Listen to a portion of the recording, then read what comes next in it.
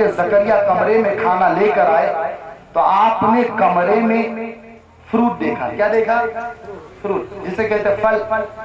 اور وہ فروٹ، وہ پھل ایسا تھا کہ ابھی اس کی سیزن نہیں تھی مگر وہ تھا.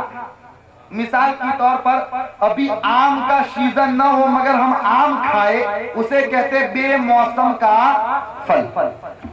حضرت زکریا نے مریم کے کمرے میں بے موسم کے پھل دیکھے تو ذہن چکرا گیا.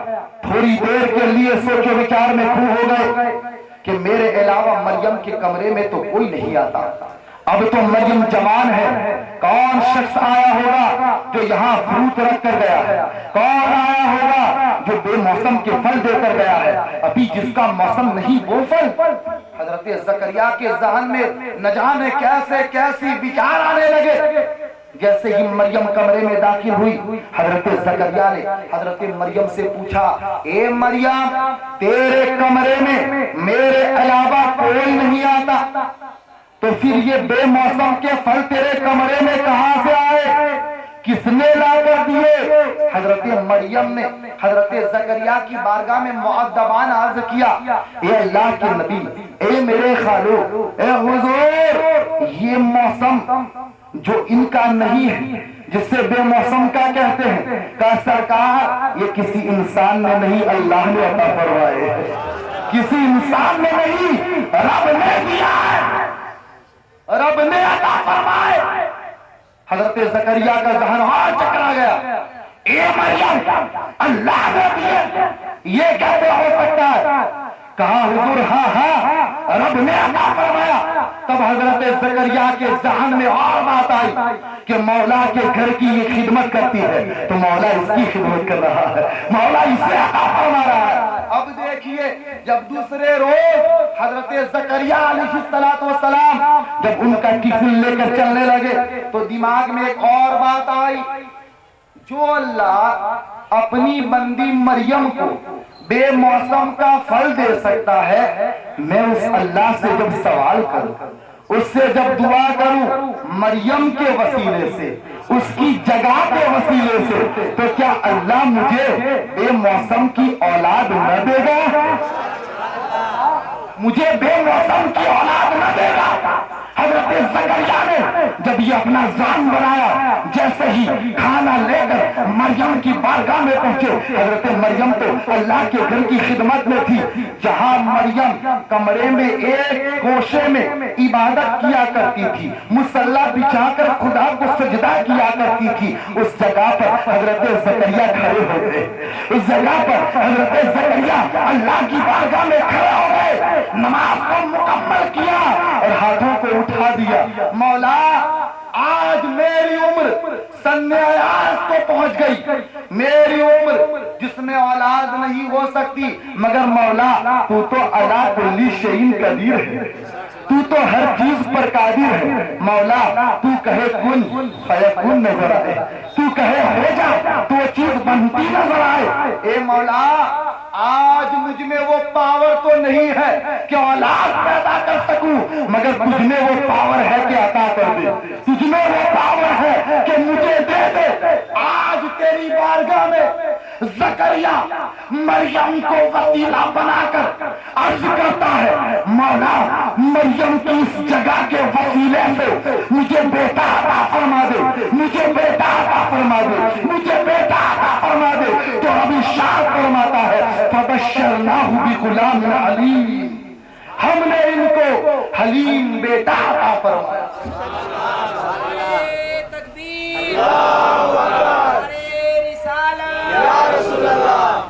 ہم نے ان کو حلیم، بردبار، اخلاق والا بیٹا عطا فرمایا. دعا قبول ہو گئی وسیلے سے.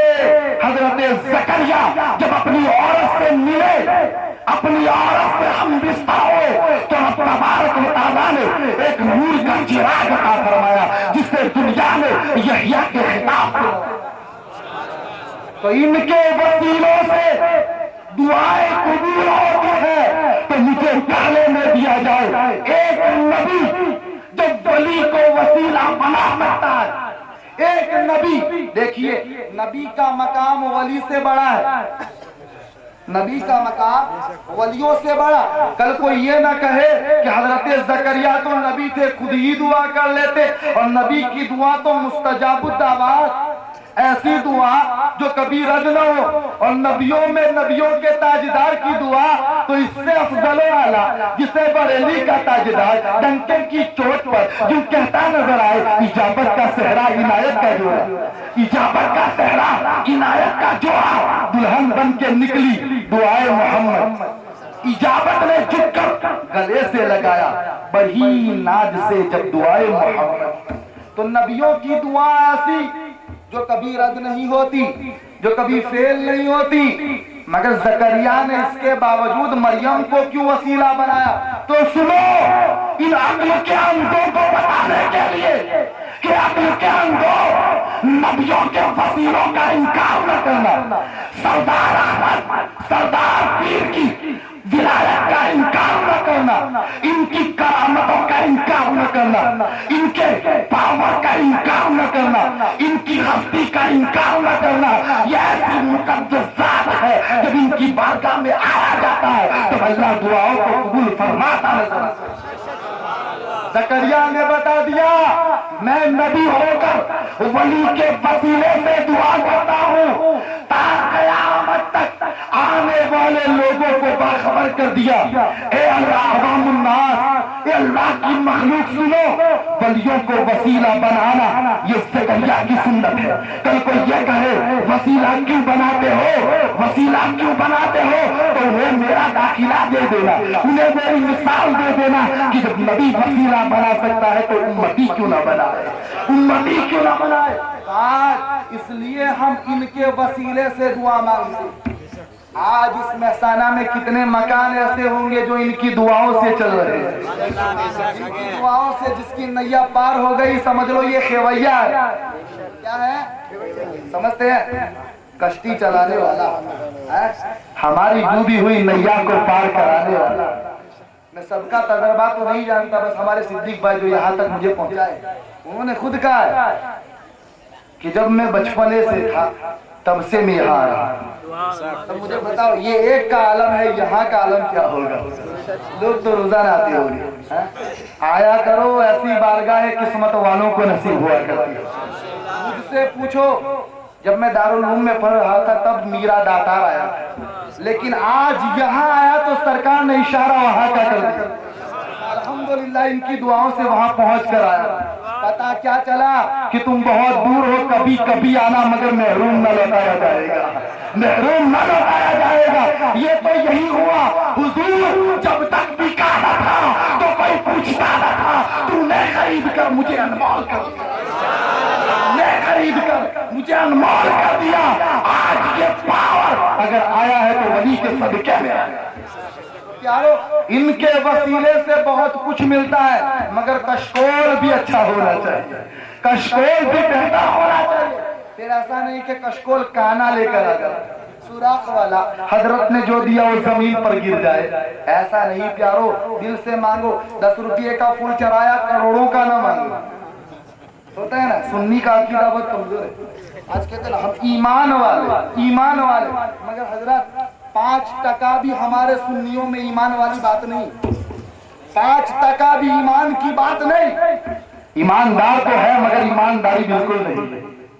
پیارو یہ کام نہ کرو, ایسے ایسے ولیوں کے تم گدا ہو, یہ تمہارے آقا ہمارے آقا, اس کے باوجود آج ہم نے وہ چیز زبان پر جھوٹ کبھی بھی سچ نہیں. موبائل اٹھا کر کہا محسانے میں کھڑا ہے, درگاہ کے قریب, کہتا ہے میں تو ڈیری کے پاس. اللہ اکبر, یہاں کھڑا ہے, بات بڑودا کی کر رہا ہے. تو پیارو یہ موبائل والا تو جائزہ نکال لے گا اگر تمہارا قریبی ہوگا جھوٹ بول رہا ہے. کیا کہے گا؟ یہاں ہوگا مگر جھوٹ بول رہا ہے. وہ تو زبان سے کہے گا کہ جھوٹ بول رہا ہے, ولی اندر کہے گا دیکھ میری بارگاہ تک کی شرم نہیں ہے. پھر کیا حال ہوگا؟ تو پیارو ہم ایمان والے بن کر دکھاؤ. ایسوں کی غلامی سب کو نصیب نہیں ہوتی. ارے ان کی بارگاہوں میں آنے والے جن کے پاس کچھ بھی نہیں ہوتا, تاریخ شاہد ہے ان کی نسبت سے افضل و اعلیٰ ہوا کرتے، افضل و اعلیٰ۔ واقعہ بہت لمبا ہے، بس اشارہ سمجھ لو۔ غوث اعظم کی بارگاہ میں، جسے فتوی رضویہ میں غالباً 21 یا 28 جلد میں جو پوربندر سے چھپی حضرت اعلیٰ حضرت فرماتے ہیں، غوث اعظم کی بارگاہ مقدسہ میں ایک چور ارادہ چوری سے گھس گئے۔ غوث اعظم کو معلوم تھا کون آیا، ولی جانتے ہیں نا یا کتنے کیسے حضرت کو سب پتا ہے، لیکن یہ خاموش زبان ہے۔ کیسی زبان؟ خاموش زبان۔ وہ کہاوت ہے نا کہ کچھ کہتے ہیں کہ اللہ کی لکڑی میں آواز نہیں، ایسا بھی بولتے ہیں، یہ لوگوں کی کہاوت ہے کہ اللہ کی لکڑی میں، یہ گاؤں والوں کی اکثر بھاشا ہوا کرتی ہے، ہماری طرف اس کو یوز کیا جاتا ہے کہ رب کی لکڑی میں آواز نہیں۔ تو جس طرح وہ خاموش ہے، مار پڑتی اگر گنہگار ہے، ہم یہ تو سیدھا اتر جاتا ہے، زبر زیر ہو جاتا ہے، تو ٹھیک ہے ویسے یہ خاموش زبان ہے، یہ ضرور بھی ضرور بولتی ہے مگر خاموش ہے۔ اور یاد رکھنا ہمارے لوگوں کی کہاوت بھی ہے، جو زیادہ نہ بولے نا وہ بہت ہوشیار ہوتا ہے۔ یہ ولیوں کا پاور ہے، یہ خاموش زبانوں سے اپنے عاشقوں کے دلوں کے بھید کو جانتے ہیں، کون یہاں کیسا آیا ہے، کون یہاں کس مقصد کے تحت آیا ہے۔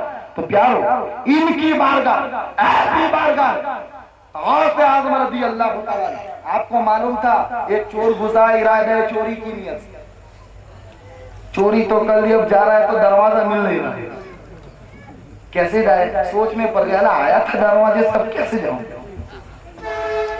نہ کھڑکی نظر آتی ہے نہ دروازہ نظر آتا ہے۔ اس نادان کو پتا نہ تھا جو پہلے کھلا تھا وہ تیرے ایمان کو مکمل کرنے کے لیے کھلا تھا، اب بند ہو گیا، گویا اب تجھے اس دروازے سے نہیں نکلنا، اب تجھے ایمان کے ساتھ ساتھ غوث اعظم کے صدقے میں ولایت مل گئی ہے۔ خواجہ خضر آئے، اعلیٰ حضرت فرماتے ہیں کہ اس وقت حضرت خضر آئے، فلاں قطب فلاں شہر میں انتقال کر گیا، وہاں ضرور ہے، کہا حضور انتظام فرمائیے۔ غوث اعظم نے کہا فکر کیوں کرتے ہو، جاؤ وہاں کونے میں ایک چھپا ہے، اسے اٹھا کر لے جاؤ۔ اسے پکڑ کر لائے، جیسے خضر نے کھینچا، کہا میں تو چور ہوں چور ہوں، کہا چور پہلے تھا، غوث کی نظر نے تجھے ولی بنا دیا، غوث کی نظر نے تجھے ولی بنا دیا۔ تو ان کی بارگاہ جب ادنا آتا ہے تو آیا بن کر نکلتا ہے، ارے جو کہتا ہوتا ہے حضور سے پھول بناتے نظر آتے ہیں۔ ان سے محبت رکھو، عقیدت رکھو، یہی کامیابی کا ذریعہ ہے۔ یہ ہماری سنتے بھی ہیں، ہماری مدد فرماتے بھی ہیں۔ کون کہتا ہے ان کے درباروں سے نہیں ملتا؟ اچھے اچھوں کو کامیابی ملتی نظر آئی، اچھے اچھے کامیاب ہوتے نظر آئے۔ اور چلو کہ کافی ہے، اور سنیں ان ولیوں کے وسیلے سے رب تبارک و تعالیٰ نے عقیدت مندوں کو بہت کچھ عطا فرمایا، جس کی مثال میں تو کیا کوئی بھی نہیں دے سکتا۔ آج جو ہم بیان کر رہے ہیں، ہم اپنے علم کو بتا رہے ہیں کہ ہم ان کے بارے میں اتنا جانتے ہیں، ہم ان کے بارے میں اتنی جانکاری رکھتے ہیں۔ ارے یہ کسی تعارف کے محتاج نہیں۔ اور میں نے تو یہاں آیا تو ایک جملہ اور کہا، الحمدللہ جب حضرت کی خدمت میں جیسے ہی پہنچا نماز کے بعد، واللہ مجھے اتنا سکون ملا ہے شاید پہلے ایسا کہیں نہیں ملا، اتنا سکون۔ اور میں نے ایک جملہ ان کی شان میں کہا جو میرے دل کو چھو گیا، شاید یہ ذات اس وقت سے ہے جب اس مہسانے کی نشت و آبادی بھی نہ ہوگی، اس مہسانے کا مقام نہ ہوگا، اس وقت سے یہ شان ہے۔ اور میں تو یہاں تک کہتا ہوں کبھی تاریخ نکالنا، شاید تمہیں پتا چل جائے یہ ذات اگر آئی ہے تو میرا داتار کے ساتھ آئی ہے، کبھی تاریخ نکالنا، اس بات کا اندازہ ہوگا تمہیں۔ پیارو ان کے مقام جو ہماری نظروں سے اوجھل ہے، پوشیدہ ہے، کبھی ہم نے ان کو جاننے کی جانکاری حاصل نہیں، کبھی ان کو ہم نے سمجھا نہیں۔ ارے یہ ہماری سنتے ہیں، پھر وہی بات میں دہرا دوں، جو کہے یہ نہیں سنتے پوری رات نہ جگو، ان سے کہو یہ سنتے ہیں، آئے بس یہ سنتے ہیں کیوں؟ یہ مردہ نہیں کیا ہے؟ زندہ ہے. کیسے زندہ؟ بریلی کی تاجدار کی زبانی زندہ. تو زندہ ہے واللہ، تو زندہ ہے واللہ، میری چشم عالم سے چھپ جانے والے، چمک تجھ سے پاتے ہیں سب پانے والے، میرا دل بھی چمکا دے چمکانے والے. ایسے زندہ. اور میں نہیں کہتا، مصطفیٰ کریم ارشاد فرماتے ہیں کسی ایک جنگ میں، شاید جنگ بدر، حضور پاک صلی اللہ تعالی علیہ وسلم نے جب جنگ چھیڑی، کافروں کو جہنم میں پہنچایا گیا، تو دشمنان اسلام کی لاشوں کو ایک کنویں میں ڈالا گیا. لاش کنویں میں. مصطفیٰ کریم کنویں کے قریب ہوئے، آقا ارشاد فرماتے ہیں کہ کافروں، میں نہ کہتا تھا اللہ کی عذاب کو چکھ لیا. کہ مصطفیٰ نے ارشاد فرمایا، عمر قریب تھے، زیادہ سنتے ہیں. ایک جملہ دے رہا ہوں، جب کافر کا مردہ عمر سے زیادہ سن سکتا ہے